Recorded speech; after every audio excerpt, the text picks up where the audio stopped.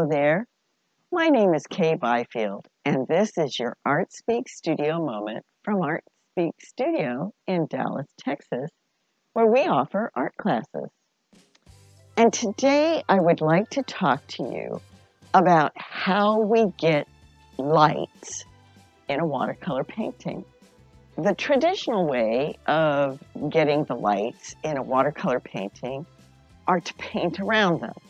So for instance, if you have a white shape, you leave the white of the paper and you paint around it with all of your successively darker colors. If you have a yellow shape, you paint it yellow first, then you paint around the yellow with darker colors. That's how we have always traditionally gotten whites. But you can also use opaque paint. You can also lift out shapes. And so today we're going to talk about all of those choices and the advantages and disadvantages.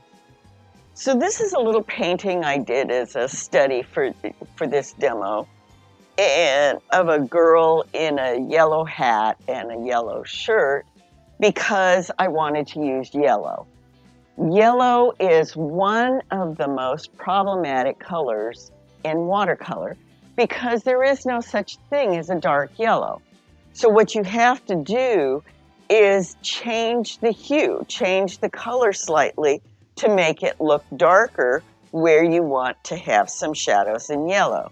And so here I've used some brownish and some bluish tone. So in this little painting, I painted in the yellow first, and the face, the lights in other words, and then when that was dry, I painted around them with the greens and put in the hair and the shadows and so forth, so that I pulled this painting up from the lights to the darks. Just to make it a little bit easier to see, I've placed some tape along the edges here, just so that you're focused on the painting and not distracted by the messy edges. I always have messy edges in my painting. Okay, so this is what the original drawing looked like and what it looked like after I put on the lights, the yellows, the flesh tones. And after I did that, then I painted negatively. I painted around the lights to push them forward and add some darks. So first I wet the surface a little bit, and then I had mixed up some greens and I started adding the greens to push out the lights. And as you can see, even with a really light green, that light shape of the yellow starts to come forward. I got to correct that. Got a little bit of the green on the hat, kind of sloppy. And after I did that successively with each level of darker, and I put in the hat and so forth, then we pull the subject forward and give it a sense of three-dimensionality. So the obvious question is, wouldn't it just be easier to paint it with opaque paints, paints that will cover the paper, and therefore you don't have to paint around and you don't have to figure out what's lighter than the next thing so that you're always working in that direction? Yes, it would.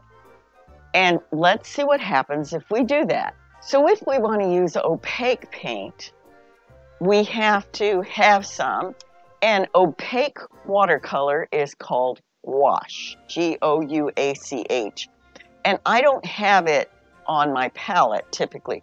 So I squeezed out some gouache, some yellow gouache to use for her hat, and I squeezed out some white gouache. And these opaque colors means that they, in theory, will cover darker colors beneath them. So I'm going to mix up a little bit here, and I'm going to apply it to my painting. And again, I add a little bit of water so it'll move a little bit. If I paint it thinly, it'll be translucent, but if I paint it heavier, it will cover the paint underneath it. Now, if I want to change the color, I can add watercolor to the gouache to change the color. The watercolor is transparent and the gouache is opaque, but they're the same stuff. The binder is gum arabic in both, and I can mix them with each other. And you can see it covers the hat. It has a different quality to it. It's opaque rather than being transparent. You cannot see through the paint to the paper below like you can with watercolor. And you can see after we've applied the yellow to the shirt and the hat that we've covered them, and by and large we've covered any missteps where the green came into the hat, so it did opaquely cover it, but it changes the quality of the paint. It looks more like oil or another opaque paint where you can see the brush strokes and so forth, and it has some thickness to it than it does like watercolor. You cannot see through the paint to the paper, which is the transparency of watercolor that's so enjoyable. Another thing you can do if you have made a mistake or you've painted over an area that's supposed to be light is you can lift back that paint. If the paint you've used already is a staining color or if it's very dark, it will tend to leave a little bit of a residue, but it may be enough that you can recapture the sense of what you accidentally painted over. So let me give you an example. Okay, so let's say you've accidentally painted over something that you intended to be light. You can cut out the shape that you wanted to paint, and you can take a moistened natural sponge. That means the animal, the sponge. You can buy this at an art supply store or a cosmetic store, and you can just use this as a template and scrub away the shape you're trying to capture. And it won't get back to white, as you can see, but it can get pretty light. Another possibility is to use what they call a scrubby and lift it out. And you can get a finer line like that. So if I then want to recapture that yellow, I can just paint back into it with the yellow, and it's almost as yellow as it would be if it were on white paper.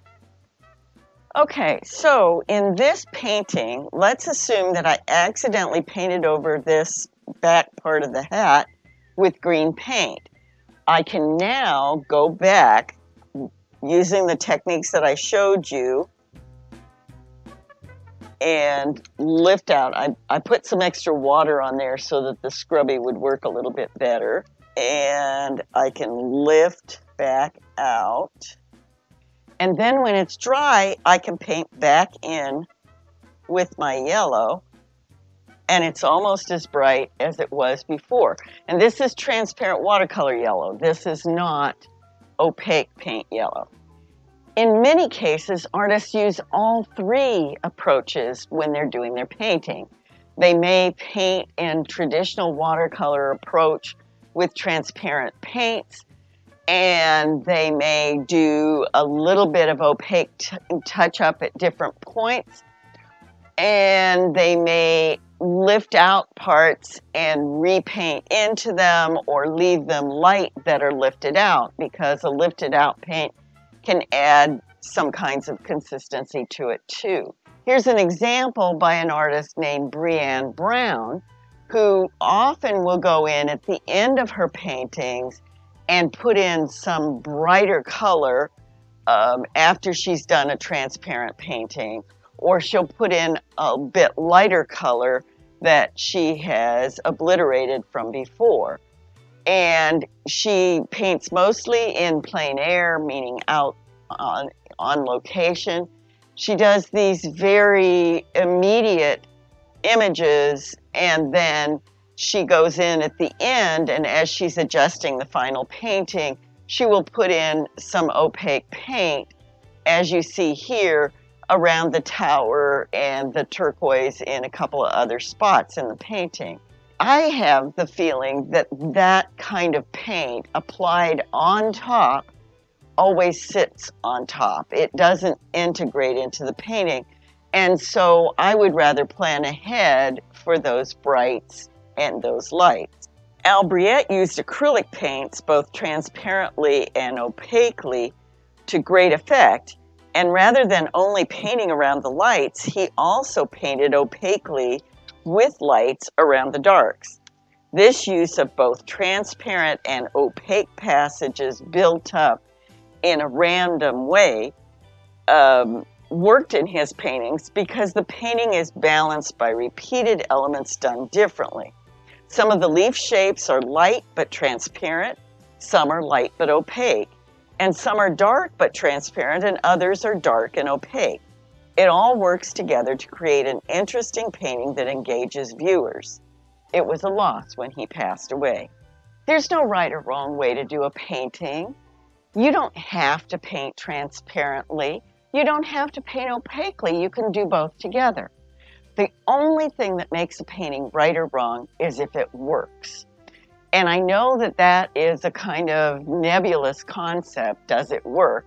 But if everything goes together and it's expressive and it attracts attention and speaks to people, then it works. So what you're looking for is the perfect approach for you. In my case, I paint almost exclusively transparently because I like the look and because the resulting painting is integrated. You need to find your own way to paint. I hope you are. I hope this has been helpful in some way, and I continue to wish you happy painting.